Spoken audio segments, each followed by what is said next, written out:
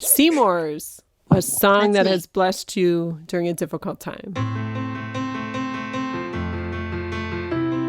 I chose the song Just Be Held by the Casting Crowns. I was going through a really hard time a few years ago. Hold it all together, everybody needs you strong.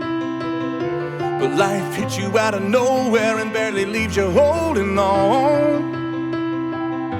And when you're tired of fighting, chained by your control, there's freedom in surrender. Lay it down and let it go. It was really struggling and hurting, and it was days on end of being constantly consumed with my hurt, my anger, self-pity, sadness, just trying to get through every day and be a mom and be a homeschooler. And one day I was driving and this song Just Be Held came on the radio, and I just realized at that moment to just surrender everything that I was to the Lord. Just be held. It was a really beautiful moment. They say that there is joy in suffering, which is something you never really understand until you really suffer and you hurt and you just give it all to God and just be held by Him. It was such a beautiful song. That not a tear is wasted. In time you'll understand. I'm painting beauty with the ashes. Your life is in my hands. So when you're on your knees and answers seem so far away, you're not alone. Stop holding on and just be held. Your world's not falling apart, it's falling into place. I'm on the throne, stop holding on and just be held. Just be held.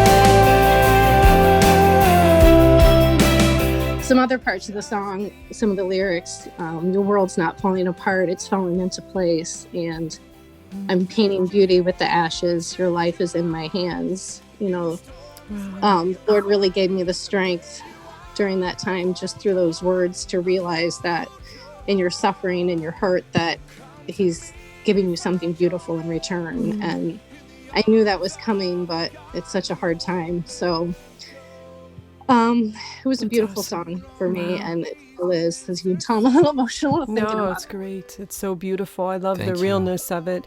And, so often, especially as hopefully faithful people, we know things in our head, right? But how's the saying go? The greatest distance is from the head to the heart. So wanting to feel it and embrace it, but it takes the Lord sometimes just to break through in that moment of surrender. And gosh, what a beautiful witness thing, Niki. And I love too, even the power of the title of that song, Just Be Held, and how the Lord desires just to hold us close to Him. Just be held.